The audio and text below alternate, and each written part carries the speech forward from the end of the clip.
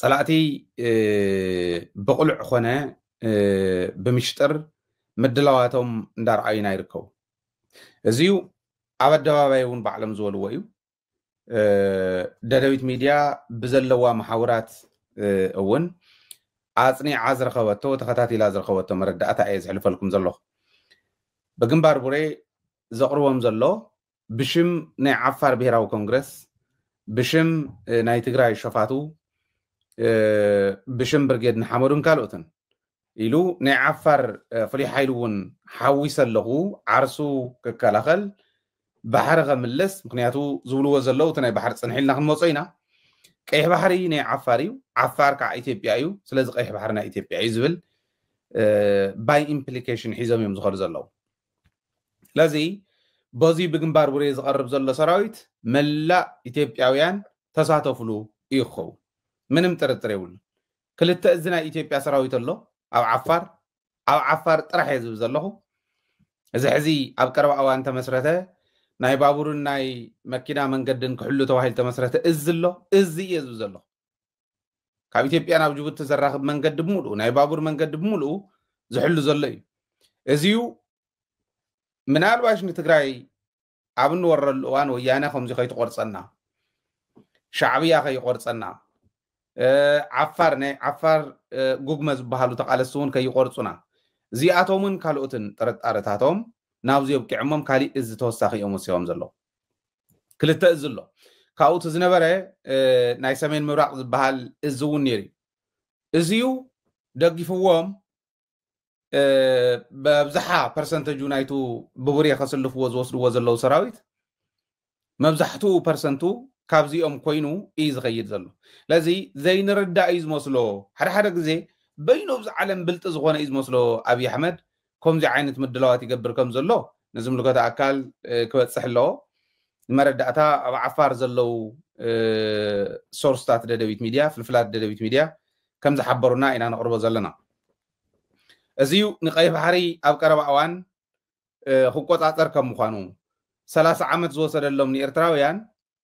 30 عمت كم زي وصدلو نعون بقلصي تزارو وصل زغون ابي احمد ያው حدش መረዳእታ ረኸብና ሓድሽ ይገብረን ኦሬዲ ዝነበረ እዩ ዘሎ እዩ ማንም ዝኽሕዶ ይኮነን ማለት ካብኡ ቀፂሉ ቁሉዕ ኣዋጅ ኩናት ኣውጅልና እዩ ኣብ ፓርላማ ኣብ ዝሕዝ ዝነበረ ኣብዚ ናይ ሰሙን ዝነበረ ናይ በቕልምት ማለት ዝነበረ ናይ ፓርላማ ውዕሎ ብግልፂ ኣብ ልዕሊ ትግራይ ኩናት ክኸፍት ምዃኑ ተንቢሁ እዩ ልብን ዘለዎ ኣስተውዒሉ ንዝርኢ زيا طرح اخلتيا እኛ ፍትህ ካልተረጋገጠ በማንኛውም ሰዓት ጦርነት ይፈጠር ይችላል ፍትህ ለማረጋገጥ ነው የሰው ልጅ መትጋት ያለበት ኢፍትሃዊና ኢርታዊ ውሳኔ ባለበት ሁኔታ የተሟላ ሰላም ሊፈጠር አይችልም ኢፍትሃውን ኢርታውን ኩነታት አበይ ከም ዘሎ ንፈልጦ ኢና ኣብ ዝኾነ ይኹን እዋን ኩናት ክፍጠር ይኽእል እዩ ዝብለና ዘሎ حدا نجار كنقرأكم تكمتي 24 كلتاشن 13 كينات كجمر كله كافتم حزز ولهم زلو نلعلي كافتو البرلما زحلفوا ملؤ ملأختين نلعلي عين ورون تم الدلوات بوش تم الدلوات موديهم يتو بزروا درجة عام ميديا نسمع عزنا بمجلس منقص نسمع عزنا ورنا جن كافت حزز ولو زلو نلعلي نبرا لازم مستوعب زدليو مدلاو زدليو اي اكلتي مصنا لنا حسبنا يون يونايتد عرب اميريتس كندو ذا اكل تكنولوجي خطو ايا مو كتفانا لنا حسبنا يون نعوينا زي تدالنا ايران كم زي خطو هوي تخيلن إلنا حاسبنا سلز نبرنا ايو زي اتمون كالوتن اغباب زي بلوم صح نقول سمعهم زي ندليوم حزب تግራይ ክሰምዖም ዘይደልዮም ጉዳያት እዮም ከምዚ ክንሰምዕ ይንደለን መራሕትና ብጥንቃቐ ክኸድዎ ዝግብኦም ቁፅሪ ሓደ ኣብይ ኣሕመድ ይዳለሉ ቃል በቃል ተዛረበውን ከም ናይ ቀደም ኣይኮነን ፈቆዶ እምባ ፈቆዶ ሽንጥሮ እንዳኸድካ ተምልጠሎ ኣይኮነን ቴክኖሎጂ ሒዘ ዝመጽ ዘለኹ እንዲሉ ሕጂ ብዝሕቲ ክትኮን ትኽእል ውሕድቲ ክትኮን ትኽእል ታ ቴክኖሎጂ ግን ኣላ ማለት ኢልካ ምሕሳብ እዩ ዘድሊ بروباغندا كون خليو حانت هاجر نخالي اختفرح اختسق بروباغندا تسرح نور سلو زخونه جن بروباغندا إلكا خاب مصباي بتخكل عالم زوننا تكنولوجي وني نخون خليو إلكا نعو مكلاخلي وي نعو عصفا ملس خبز زغل نجر الدالي خامصنا حنا يقدني دغن وشتن زل حزبي كحزز دلي زي مرحت تግራይ عزاز بلا زلخ ጉዳይ ተዳልዮም ምክንያቱ بخمزي اتدالو እንዲና ንብል ዘለና አካል ህዝብ እንዲና ናይ ህዝብ ድምጽ እንዲና ንሰምዕ ተዳሊና ምጽናሕ ዝመስልዎ የለን ዓለም ዝወነነተ ቴክኖሎጂ ሙናን ዝመስልዎ የለን ዚያን ምግባር አድላይ እንተ ኮይኑ ኣብ ደገ ይኹን ውሽጥ ውዳበ መፍጣር ዘድል እንተ ኮይኑ ውዳበ መፍጣር የድሊ አይ መሰለናን ክንዱ ዘአክል ዝም ካዳማት ከምዚ ዝገብሩና ከምኡ ዘይገመትናዮ ገለ ዝብል ዘረባ ጽባሕ ንጎ ክንሰምዕ ኣይንደልን ህዝብ ትግራይ ክሰምዕ ይደልን ታይራ ንግበር ندالو زغن بالكلنا حدا سب عيننا نمنتا يخوم زغبر يفلدن اب حلنا انا كندينا اذا اكل فلالاي كم زلنا استغنزب كله دغ زلو يخون وشط زلو ولا وحدات انتقونو راخمنا وكينات كئتونا يقول ناي دبرصين زبحال كينات دلي ناي ود ورر زبحال كينات دلي وين ناي منجورينو ناي عالم ناي تولد عنبب زبحال كينات دلي ناي مقبي ناي جون مريد بحال كينات دلي اين عشو حدا لبام حانت فيديو خافتاني ابي احمد مدره قريصو لي خلي سلتا ناي سراويتنا وصيم ما زنورو سلفي سراويتنا سلف وصيم يوم حتى حاتيتهم يوم تخكليو حتى حتى خلو سلف خوص خلو زحاتتو حتى اتزنبره خنتات كما يمكن تقوم لليوم نيرهم صلاتي رينا ياندينا عفار نزلو كما يمكن تقوم لهم زلو نري لنا ندو باندا خوينو تلاخنا يبلصغنا خوينو يغلغل نزلو كما يتقوم للو نري لنا ازيري إخا زي مدلاو ازيري إخا مفتح زي مهاب طعم دخامي زي عندي لأبي أحمد زو يالوطاون ترارا كزرايزو ايوطاوم يبالال بغلبت زمن يالهونون زاري ايساكم ستو ليت باي ذا واي ኢትዮጵያን መንግስት በኃይል ستو ليت አይቻልም አለፈ ያኔ ተሞከረ አልሆነም አለፈ ካሁን በኋላ ሰላም ብቻ ነው እንደ አባይ ሺህ ዓመት ሸለቆ ሲጓዝ ይኖራል እንጂ አንድም ቀን መንግስት በኃይል መጣል አይቻልም ለዚህም የትግራይ እናት የምትፈልገውን ሰላም ማምጣት መሯቸዋል እነሱ ልጆቻቸውን ገብረው በቃን ብለዋል ለነሱ ሰላም በእኛ በኩል ዝግጁ ነን በዚያ ሳይድም ዝግጁ መሆን ያስፈልጋል በቅርቡ ሰምታችሁ ከሆነ ወታደሮች ደሞዝ ጭማሪ በሚል ትንሽ ችግር ገጥሞ ነበር ትግራይ ውስጥ ትግራይ ያሉ የታጠቁ ኃይሎች በዲዲአር በህጋዊ መንገድ ቢወጡ ለራሳቸው ለቤተሰባቸው ለሀገርም ይጠቅማል ወጣቶች ናቸው ጉልበት አላቸው ማቋቋም ይቻላል እነሱ ዲዲአር ፕሮሰስ ውስጥ እንዳያልፉ አድርጎ በመያዝ በደሞዝ መጨቃጨቅ አስፈላጊ አይደለም ትግራይ የምንልከው በጀት በሙሉ የሚውለው ለወጣደሮች ነው ይሄ ትግራይን እየጎዳ ነው ያለው በነገራችን ላይ አሁን ለምሳሌ ጅጅጋ በጣም ከፍተኛ ለውጥ አለ በኮሪደር አይታችኋል ከሶማሌ ክልል ገቢ በከፍተኛ ደረጃ የትግራይ ክልል ገቢ ይበልጣል ባለፈው አመት የትግራይ ይበልጣል ከጅጅጋ ገቢ መቀሌ 6 ሰዓት እጥፍ ይበልጣል ገቢው ገቢ ተሰብስቦ ከሶማሌ ክልል በላይ ከዚህ ተመድቦ እንዴት መቀሌ ውስጥ 1 ኪሎ ሜትር 2 ኪሎ ሜትር ኮሪደር አይሰራም ይበልጣል ገቢያቸው በፋክት ያለው እናንተ ማየት ትችላላችሁ ወደ ልማት ካልተከደ ሁሉ ጊዜ ውጊያና ግጭት ጠቃሚ አይደለም ቀደም እንዳነሳው 30 አመት ስልጣን ላይ ባሉበት ጊዜ የትግራይ ህዝብ ትናንሽ 50 100 ግድብ ቢገደብለት ኖሮ ከራሱ አልፎ ላይ መግብ ነበር ስልጣን ተይዞ ማልተሰራም አሁን ማልተሰራም ህዝቡን ይቸገራል እና እንደዛ እንዳይሆን በተቻለ መጠን ወደ ሰላም ወደ ንግግር ገብቶ የህዝቡን ችግር መፍታት ያስፈልጋል። ሕጅሪኹም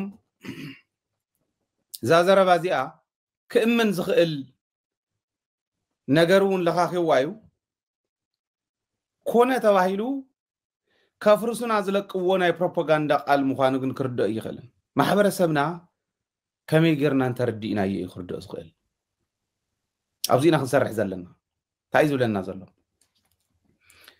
ሓደ በታዕቱ ናይ መጀመርያ ዝወሎ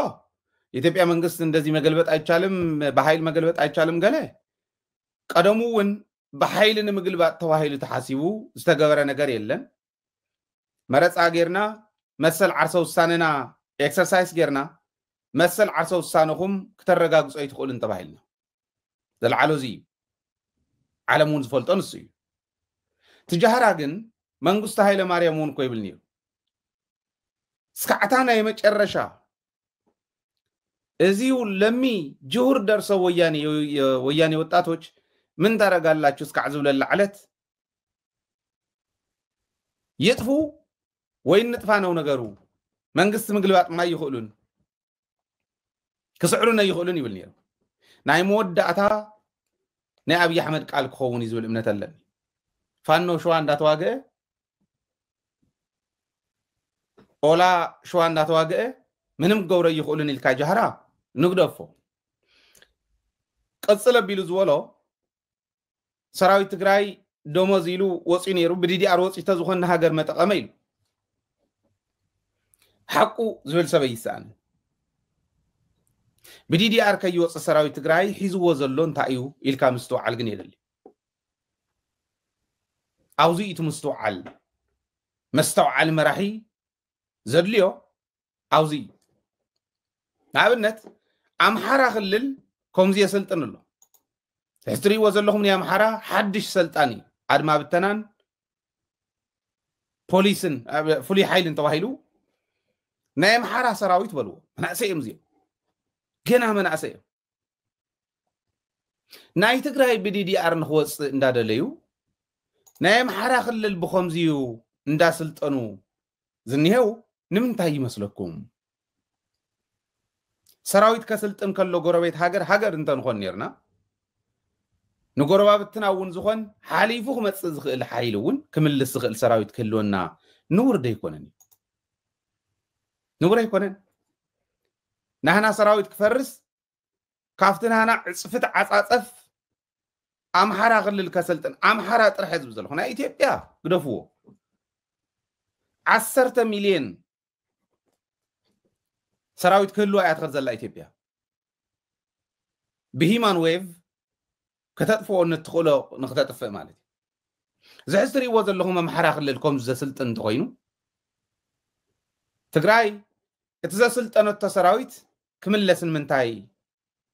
ይመኽረና ኣሎ ይመስለኩም ገንዘብ ስለዘይብልና ይኮነ ወይ ገንዘብ ንብላዕ ስለዘለና ኣግባብ ስለዘይብሉ ኣድላይ ስለዘይኮነ ሰራዊት ኣይኮነ ሰራዊት ትግራይ ክፈርስ እዮም ዝደልዩ ትግራይ ንምውራር ሰራዊት ትግራይ ክብተን ኣሎ ኣብ ልዕሊ ትግራዋይ ርዑት መግዛእቲ ገዚእኻቸ እናበልካ ክትሓርሶ እንድሕር ደሊኻ ሰራዊት ትግራይ ክፈርስ ክኽእል ኣሎ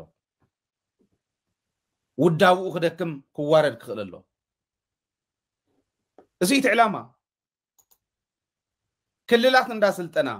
ኢትዮጵያ ከም ሃገር እውን እንዳስልጠነ ተብዘላትሉ ከምኡ ኢሉ ክመኽረና ከሎ ኣብይ ኣሕመድ ሓቁ ሄይ ክንመከት ኢና ንመን ሒዝና ንዓኹም ሒዝና እንዳበለ ድራማ ይሰርሕ ትግራዋይ ኣቤት ከመይ ንለዋሃት መስለኩም ንሕና ኣብይ ኣሕመድ ይኹን ካሊእ እንተተላገፀልና ዝንወር ይኮነን ተነኣሰ ተንሽርሒ ሽርሕን ከምዚ ጌርና ተረዲእና ክንምክት ዘይምኽኣልና ንኣብይ ኣሕመድ ድላዩ እንተተዛረበ መሰሉ እዩ ከብል ዝኽእል እዩ ሰራዊት ትግራይ ይፍረስ ኢሎም ዝቃለሱ ትፈልጡ እዮም በዓል ጻድቃን በዓል ጌታቸው ንሱ እዮም ዝብሉ ሰራዊት ትግራይ ክፈርስ ኣለዎ ይብሉ ሰራዊት ትግራይ እንድሕረ ፍሪስናስ ከጥፋአና ከም ዝኽእል ስለዘይንፈልጥ ድዩ ስለዘይርዳእና ድዩ ከጥፋአና ደልዩ ከም ይብል ከም ዘሎ ነቶም ብናቱ አንደበት ዝዛረቡ ተጋሩ እውን كم اللي لهم كم زلوا سلز طفعنا ديو أنا يجرمني نعم حق يجرمني سلزي دومزي لو موت يوم نيرم سراوي تجراي بقى السوب دي أرسلني خا تزود نيرو بقى مالت نهجر مخونا نيرو يبلكا هو اللي صغير تجراوي إنسان نعم النت تنام حرا سلطن راح تكون زيو طعم عردم زلت طفي أم حرا قلل يسلطن الله نعم حرا قلل البوليس يونيفرسيتي كوليج ذا سلطنهم مدبنيان أدما بتنان بوليس نرئ لنا أي بالطعم عردم كاو نومور شفتا فانو انت بي ال اف اللي صحف تقراوا تقرينيا الزاربي تقرينيا الزارب سبي نومور تي بي ال اف نومور فانو አዲስ አበባ ሆይኑ ስልጣን ሒዙ ኖሞር ቲ ፒ ኤል ኤፍ ኖሞር ፋኖ በቃ ዝዙ ኸም ዝበለና ያም حرام ስልጣን ግን ደስ ይልዎ ፍናን ተሰሚዕዎ ሰራዊት ትግራይ ከፍርስ ይጎይ كم زولد كاوزين لعل دنقرنا الذي بعالم عديها حرد عديها دفر زمص حيلي يعيس بقى خمي دسيولو قالنا قال كانت تخمل سوز حيل مفراس كم مفراس لعل دنقرنا الذي كاوزين لعل ود قتل سكن قرني اينا يا هاجريو اينا زيغا ناينا هاجر زيغا ايو عدي كحرد نزغيد يعيسيلو عديو كحرد نزغيد يعيسيلو نعون خكلاخل زدالو زلنا يوشت هاجر حيلي كداخم زيغا زلو هاجر اسكن قرني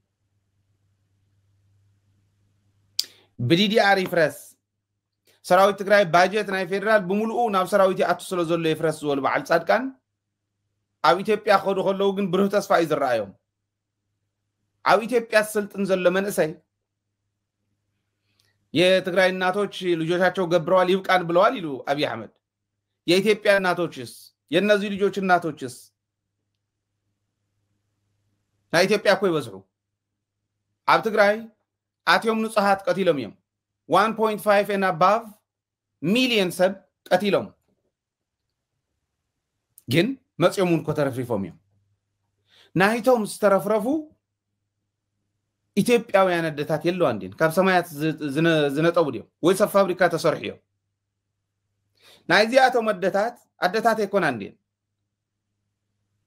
ንሳተን የልቅሳይን ዘለዋ ይብቃን ብለዋል የነዚህ እናቶች ይሉና ዲ ከምዚ አይለም በዛን እሽተይ ዘረባዚ አስከግሩና ከምዚ አይለም በዛን እሽተይ ዘረባዚአ مو بعل عند ود عند كم زيجرهم لطيفهم طعام عردهم يلطيفوني تري وزلهم تعانتو يزرعكم لطيفو بقى يا مراكل يا سلطناچو تمساب نايم حراخل المنغستي نو مور تي بي ال اف نو مور فانو يبلكا بسلاسان كلتن سنهم زسحقلو حمق ناي تغارزي هذي تناي حمق زغون كعابة على زيهم صباح نقول دعديهم كم هاي لخرج صوايا من تقرأي كم تغلاشنا العلو عد زحل زل تقرأ لايك رج صوايا من تقرأي وتحرق حقه يو قبلهم سي وايز زبلنا نداي تقرأ لاي تقرأي مستعمة معره تقرأ واي تواهيل انت تمزينه مستم كالوت معره تقرأ واي تواهيل انت تمزينه قبو حلف فتصيمو مسلو حلف غيتقم زغلكل انت خوينو تجيغاو يزفتر تغرالاي اندحر كوين تغرالاي نتغرالاي زي تكون تግራይ قدميا انتغرالاي زي تكون تግራይ كتلونا يبلان قدميا نتغرالاي كون خلل وي سيزبلنا زل باجتنا تግራይ ታድ حق ተዛረው حق እዩ باجتنا نا فيدرال نتو ግብርና ብዙሕ እዩ መቀለውን ካብ ጅግጅጋ ትበልጽያ ትግራይውን ካብ ሶማሊያ ትበልጽያ እዩ ንሶማሊያ ዝብጀት ባጀትን ንትግራይ ዝብጀት ባጀትን ማዕረ ይኮነን አይብን ማዕረ ተቀራራቢ እቶትና ካብ ትግራይ ዝኸድን ካብ ሶማልያ ዝኸድን ናብ ፌደራል ግን ናይ ትግራይ ይበልጽ ትግራይ ክትመሓደር ደም ኻለት ብደንቢ ሃገር ክትኮን ትኽእል እያ ካብ ባዕላ ሓሊፋን ኻሊእ ክትኮን ትኽእል እያ ትግራይ እንብሎ እኮ ነዚ ኮይኑ እዚ ሓቁ እዩ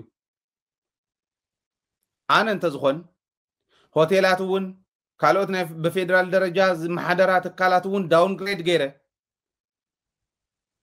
ብናይ ትግራይ ሌቨል ክመሓደራ ዝኽእላ ግብረን ናብ ትግራይ ናብ ኢንተርናል ሬቨኒው ዝእተዋ ትካላት መግበርክዎን ተሸሊሞም ሰው ሃፍቲ ትግራይ አዲስ አበባ ኸይዶም ብፌደራል ደረጃ ዝመሓደሩ ናይ ፌደራል ትካላት ተዋሂሎም ዝሕሰቡ ትግራይ ዘለው ንፌደራል ግብሪ ዝኸፍሉ ቀዳማይ ካልኣይ ግብሪ ኸፈልትና ተዋህል ተሸሊሞም ዳውን ግሬድ ግበርዎን ሓደ ሆቴል ኣብ ክልተ ሆቴል ይኹን ክንደይ ስታሪ ናብ ፌደራል ክንደይ ስታሪ ናብ ክልል ትካላትና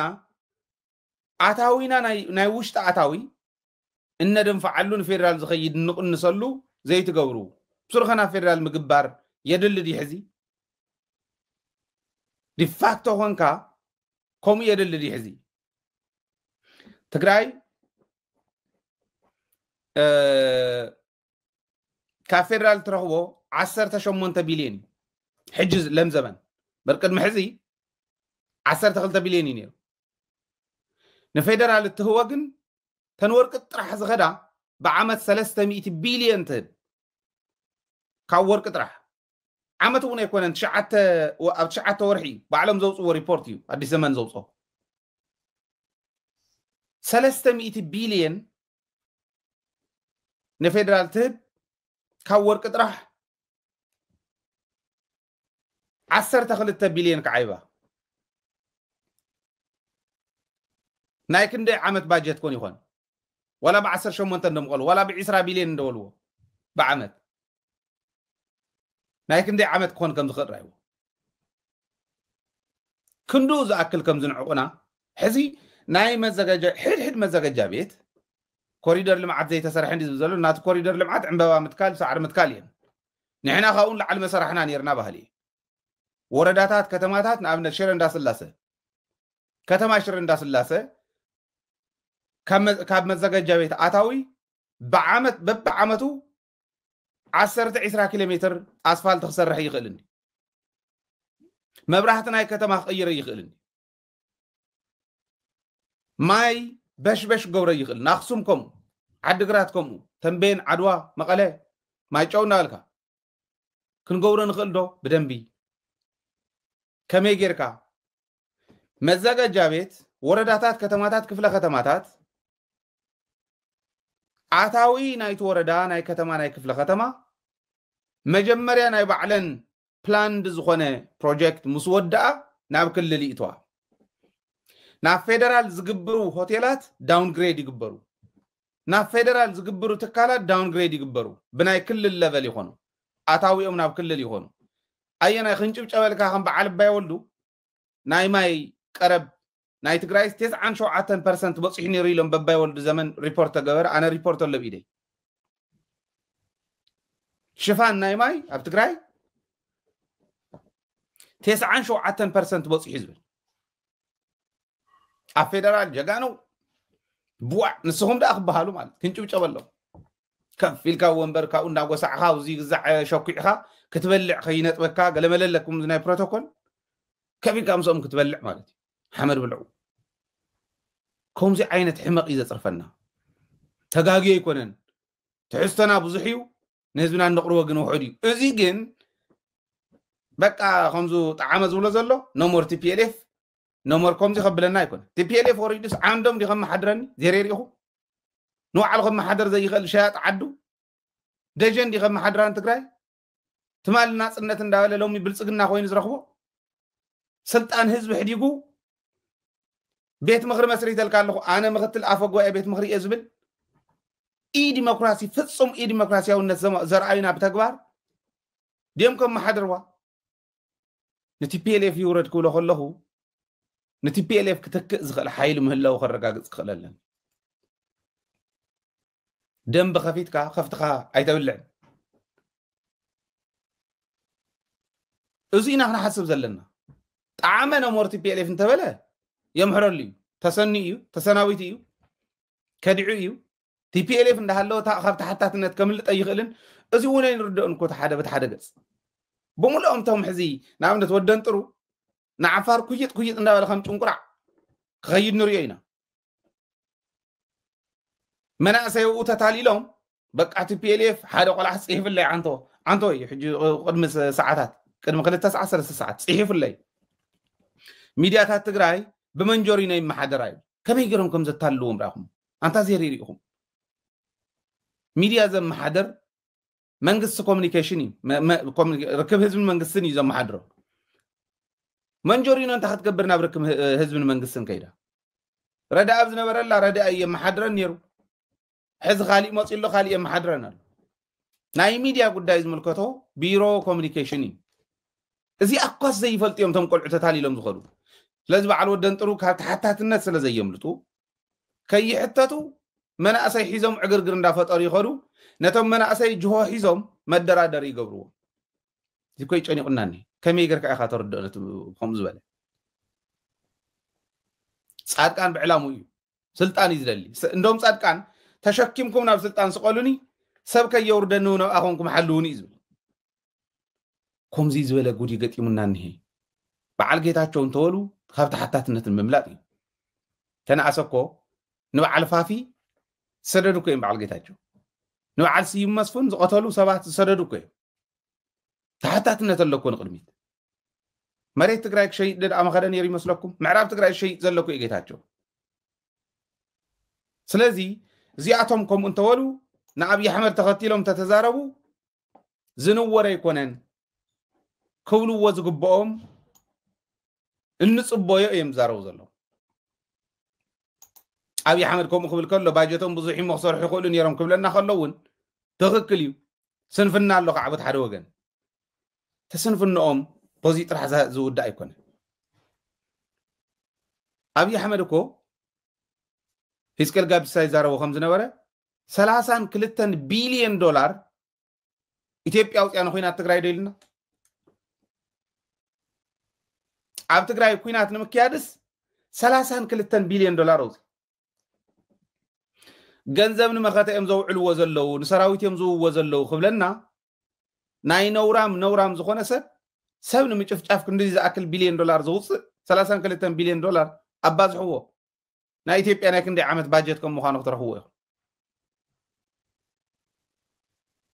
ክንዱ ዝኣክል ዘውፅእ ዳርጋ ልዕሊ 1 ትሪልዮን ዘውፅእ ማለት እዩ ብቅርሺ ትግራይ ንኸጠፍእ 32 ቢልዮን ዶላር ካብ ዓረብ ሃገራት ገንዘብ ተዋሂብዎ إيو شوف كوميل نهاية كل جبسة حقو تخكليو إذا كل سراويتنا إثيوبيا عسرت حدا إزل لو إثيوبيا عسرت حدا إزل سراويتنا دالوا نحنا 3 جنبار كفرس على لوني بلنا يعيس يقولوا بعد طعام خاو أدي سبب هون مين شو عبد سلطان سلزل طعامه صقم يلن نعو دموز اللو مكينة اللو أبيرو يزوال على فيسبوك لطيفو حساس ود حساس حقو دالنا عفار قوتتنا ولا خيد نسلمت قوتتنا ولا خيد يقبرو مسكيناي كتقوم لاغنا حاسيوم نيروم حزناي سراويتنا سلفي تولو ماني تزي تقبر نيرا كم قوتتت ود ورد انت تخيد نيرا كم قوتتت حوحات انت تخيد نيرا توم جوغانو عزز سراويت تقراي اما اخل سراويتهم اتيوم ناتتصرفو ناس حق فقديلهم دقهم الرقاقعهم نتا زنبرت حوي فيول ندادزو سخلا زنورو بانداتاتن صلاتن مايك عيوم عزحيلهم الرقاقعهم او ناول بنا نملس إيلو سراويتنا نحسب زقورو جاقانو مرحت سلزلوو سراويتنا بعلو ونحاسبو آها كم زيدهم كتقوم لداليهم خناتات مسرعية هاهبل هاللايلو زملس سراويتنا كم انت زي قبر نيرو 30 بليون دولار قدم حزيب تقراي مطفوهم طرح يكون نقرناكم كو قدامه بعلم زوج ويو 10.6 بليون قرشي سراويت تግራይ ንምፍራስ ተበጅቱ እዩ በዓል ጌታቸው ናፍቲን ዝኸዱሉ ዘለው ናይ አማኻሪ ስልጣን ዲያ ጌታቸው ምዕራብ ትግራይ ፍርስ ዝበሃል አማኻርነት አለን ናይ ምዕራብ ትግራይ ህዝብስ ገዛ ሰረሑ ጎንደርን በረብሽራ ይኮነን ይብል ኣብ ሕገ መንግስቲ ኢትዮጵያ ሓደ ሰብ ኣብ ዝኾነ ክልል 5 ዓመት ተጸኒሑ መሬት ይረክብ ጥቅማጥም ይረክብ ይመርጽ ዝብል ሕግ ስለ ዘሎ መታወቂያ ይረክብ ዝብል ሕግ ስለ ዘሎ በቃ ንስኹም 5 ዓመት ተነጽልኩም ኣለኹም ካብ ትግራይ ኣምሓሪ ኢኹም ኢሉ ይፈርድ ጌታቸው ከም ኣብይ አሕመድ ከምዚ አንዴ የሚለው ምናዳ እሕናኮ ሰራዊትና በረኻ ዝንሄ ዋላ ባጀት ትግራይ ባጀት ማለት ታይ ማለት መኻኑ ክነግረኩም እየ ከም ዘለዎ ባጀት ትግራይ ናብኦም ተዝኸዱውን ዘናስሕ ኣይኮነን እንደውም ንይስዎም ኮይና ንብል ዘለና محدرا خالو ناي وشت ريفينيو ابزحو اخعبتو تግራይ عساته محدر منقد زي سرح وردا ناب كلل يخوننا فيدرال منم عينت طرت بالغنزب كسدد يولن طرت بالغنزب كسدد يولن حزني شرارو انا زدنقوم بزي شرارو انت حلياتهم اما يوعلوا اما برهت يوعلوا اب سولار يوعلوا هزوم يودولا كاوزي خدم مهار لكم ካልኦት ከተማታት ሆኖ ብዝእ ተኻየ ቁጽሪ ናብ ፌደራል ናብ ክልል ብዝእ ተኻየ ቁጽሪ ይኮነን ወረዳ ኣፍታ ወረዳ ብዝሰርሕ ኻያ ቁጽሪ ኣብ ህዝብ ዘለካ ተቐባልነት ጥራሕ ኢኻ ክትምዘን ዘለካ ነዚኡ እቲ ወረዳ ቤት ምኽሪ ዘይመረጾም ሰባት ክኾኑ ከለው ጽባሕን ጎታሓታትነቶም ንዝመደቦም ከይኸውን እዚ ነስተኻኽሎ ንብሎ ዘለና ተተመዲቦምን ምንባቦም ምስ ቤት ምኽሪ እምበር ምስ ትብልዓል ዘሎ ኾን ይብሉን እዚ እንተጌርና ኢና ክንቅየር ንኽእል باجت ناي تግራይ ሲሶ ኣይኸውንን ፌደራል ዝምድቦ 1/3 ኣይኸውንን ስለዚ ክልተ ኢድ ኣብ ትግራይ ብኢንተርናል ሬቨኒው እንተኮይኑ ዝሽፈን ካብ 1/3 ንብላ ዘለና ካብ ፌደራል ትመጽእ ንሳውን ምቕናስ ትከኣልያ ካፍቱ ዝኸይድ ቀኒስካ ክትሽፍና ትኽእል ኢኻ ዕሪኻ ትሽፍና ትኽእል ኢኻ ወርቅ ናይ ትግራይ ብትግራይ ተሰሪሑ ኣብ ትግራይ ተሰሪሑ ኾፀ ይኽእል እንዴ ንኢትዮጵያ እንደይሸጥ ቀለበት ተሰሪሑ ንኢትዮጵያ እንደይሸጥ ኔክለስ ተሰሪሑ ሃብል ተሰሪሑ ማለት እዩ ብዙሕ ኮይና ክንገብር ንኽእል መስሕብ ቱሪዝምና እንዶ ንኽዓብት كم زول قوة كالات نفدرال قبر زخفلا داون جريد ندا قبرنا نحزن ننابب ازي يخون زلو برباجتنا سيسو تاخا فدرال تمسس كافتن 10 بليون يخداني رن يلو صار كان كزارب سميعيو نيسو تن 10 زلو اناب اخداني روان نفدرال زخيد كعندا قنس كا خيد نيرو كومو غيركا يخكا حسغل ازي غيرنا انت زي كيدنا 32 بليون دولار تግራይ ንምፍራስ ዝበጀተ 10 بليون ልክ ከምቲ ትግራይ ዝድጉሞ ናይ ፌደራል ድጎማ ናይ ባጀት ድጎማ ልክ ክንድኡ ሰራዊት ትግራይ ንምፍራስ በጅቱ 10.6 بليون ብር በጅቱ ቦቲ እንዳበጀተ ይፍርሰካ በዚ ዓብ ዘረባ ከፍርሰካ ክትፈቅድ እንተኾንካ ግን ናይ በዓልካ ይትጸገም ዝብል እምነት ይዘለኒ እዚዩ بدم بخطري ويز قبا سراوي تقراي سيله نيشت اللي ناي صحيب الراق كفله سراوي ساعه صحيب الراق تايبلو زبل كريكم كم كوري كم بريك ون كنت كمل ثلاث زم كان حيلي مستنكراو جبنا تقالي نفنتاين ثلاثه قصمو اغدينا وعد فتره فرمو ابداقماو قينات ناب سلامه بوليتيكا قانسن كل شيء هذا يناينا حيزاتنا زلنا ملكو تغيرنا اي مخه تقالسي حلونان ربحتن حزب تግራይ وحسنا نخلون مغبار ካብ حزب استسرحوا سرحتي كم زلو ኮይኖም حزلو ጭቡጥ ውሽጣውን ደጋውን ኩነታት ከምኡውን ቀጻለ አንፈት መሰረት ገይሩ ተኾነ ግን ድሕሪ ዕሊ ፍትራ ኸውን ዝግባ መሰረታዊ ጉዳይ ንኸይዕወት ፌደራል መንግስቲ በብወቅቱ ሓደሽ መፍረስ አጀንዳ እንዳፈጠረ ትግራይ ከተረጋጋና ዝኸፈሉ ሰላሕታዊ ጽንፈት እንዳሸጋገረ ደረፍ አልወ ጽንዓት ሰራዊት ትግራይ ተፈርስ ናይውሽቲ ተላእክቲ ተጋሩ መሲሎም መንግስት ካዊ በትረ ስልጣን ተዋዘው ሓደት ፖለቲካዊ ትግራይ ይችላል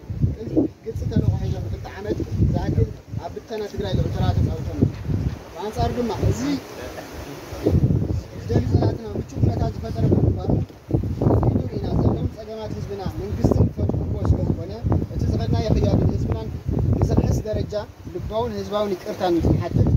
ንሕና መላእ ታሕተወት ኣመራርሓን ኣባላትን ክፍለ ሰራዊት ፀሓይብራቕ ኣብ ዕለት 19/2/2018 ዓ.ም ኣብ ዘካየድና ኣኼባ በዓል 7 ቅዋም መግለፂ ኣውፂና ኣለና።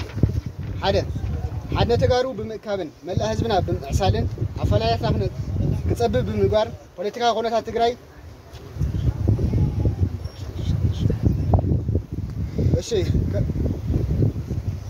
كم تحتوت أمرارحان تقاللتن كفل سراويت صحيح براق عبرتحنا نمكلاس قالنا أتو اللي تتحازم اللي يتحرك أنتم تقولون قالنا أتو قالنا أتو يا مشارشة يسمع هيدا جمر اللي شيء حدنا تقارب بمكابن ملا حزبنا بمعسالن أفلالاتنا كسبون بمقوارن ፖለቲካዊ ኩነታት ትግራይ ናብ ንቡር ብምምላስ መሰረታዊ ድሌታት ህዝብና ብምምላእ ከም ታሕተወትን ኣመራርሓን ኣባላት ተጋድልትን ክፍለ ሰራዊት ፀሓይብራቕ ኣበርቲዕና ንምቅላስ ቃልናኣቱ ካልኣይ ንሕና ኣባላት ሰራዊት ኣጀንዳ ፀላእትን ንምዃን ኣይተበገስናን የግዳስ ኣብ ፅኑዕ ህዝባዊ ዕላማና ከም ዘለና ብምግላፅ ሰላምናን ግዝኣትና ንምርጋፅ ብፅንዓት ክንቃለስ ኢና ይኹን ዳ እምበር ፀላእትና ፀላእ ህዝቢ ትግራይ ነዚ ዕድል ተጠቒሞም ዝገብርዎ ብቐጥታ ይኹን ብተዘዋወሪ ብዕቱ ብምክትታል ካብ መነወር ተጓሮም እንተዘይተቆጢኦም ህዝብና ኣብ ጎና ብምስላፍ ከም እንምክቶም ታሕተወትና ኣመራርሓን ተጋድልትን ኣባላት ክፍለ ሰራዊት ፀሓይብራቕ ቃልናቱ ሳልሳይ ኣብ ጉዳይ ትግራይ ደጋዊ ይኹን ውሽጣዊ ሓይሊ መንግስቲ ብሓይሊ ንምግልባትን ህዝቢ ትግራይ መንግስቲ ኣልቦ ንምግባርን ህዝብና ናብ ዘይተደለየ ደንገርገር ናብ ልምዓት ንኸይኣቱ ዝግበር ምንቅስቓስ ከም ታሕተወት ኣመራርሓን ኣባላት ተጋድልትን ክፍለ ሰራዊት ፀሓይብራቕ ብትረት ከም ንቃወም ከም ዘይንዕገስን ቃልናቱ رابعي نحن تحت وتمر راح تقالتين كفاس صاحب رقمون ملا ጸጥታ ትግራይ መሰረታዊ ዕላማና ግዛአትና ምምላስን ሰላምና ህልውና ካብ ምርጋጽ ዝዓቢን ካሊእ ተልእኮ ይብልናን እዚ ናይ ሎምን ጽባሕን ተግባርና እዚ ከይፈጸምና ብድሌ ጸላእትና እንዳነጎድና ዕጥቅና ከም ዘይንፈትሕን መሳርሒ ጸላእቲ ከም ዘይንኸውንን ቃልናቱ አንሻይ ምሳና ኮይኖም ክብሩ መስዋዕትን መቕሰትን ዝኸፈሉ ሕዚ ግን ንባዕሎም ሓራ መሬት ለምፅኡ ተጋሩ ኣሕዋትና ነባራት ብፆትና መንግስቲ ብዝገበሩሎም ፃውዒት ኣብ ዓዶም ኮይኖም ከመና ንኽቃለሱ ብምዓድ ንኽመፁ ንምዕድ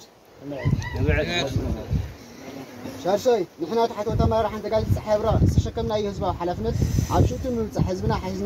ሒዝና ተኣምር ዝሰርሐና ሕዚ እውን ተመናቐልትና ንምምላስ ይኹን ብዛእታዊ ሓድነት ትግራይ ናብ ንቡር ንምምላስ በብደረጁ ዘሎ ኣመራርሓን ብዝሃበና ትእዛዝ መሰረት بمولو ونخن فتصم قالنا أتو شاعي سلام تصطان تقرأي نمنور نخملس بحالتها تصطان تقرأي كساحز تسرعي صحتي كم زلوا خوينهم حزون ببزلنا يخاف بمخان سلام دحنا تقرأي بستمالة ملكة وحزب مقار نحنا تحت وتمارحان أولا تقالوا تتصحيب الرق كوانا تسبيت زقبر كله كم نفتصم exactly زيا حزي زي أومن بعلت عامن معرة تقاريا بتقرأي نسيت سقم أبزخون يكون عدي زلو حقي عدي نزسر حلا تخبر نزسر حلا تقبر له أوي تدخمتنا قبل دلي نزيهم من خالين مع رجركا نرى أخذ غيت نخوين سقمي حقنا سرعتنا سنة لبونا ناخلو زوم كم زحزوا لهم زلو عين الفلالات مخانم رئينا إنا نقال السلم بناي صلاتي شرحي ግዛአትና እንተ ይምለስና ተመዛወልትና እንተ ይምለስና ፍጹም ይንድቀስን ዕጥቅና ሰቂልና በሃበ ተረኽበን ንፈትሕ ተጋደልተ ይኮናን ሕቶና ሓቲትና ኢና ብስርዓት ሓቲትና ኢና ኣጀንዳ ጸላእት ክንኮን ግን ኣይነበረን ኣጀንዳን ካብ ገበርዎ ግን ንሕና እዚኡ ኢና ኢሎም እዮም ዘርድኡ ዘሎ እዚኦም መን እዮም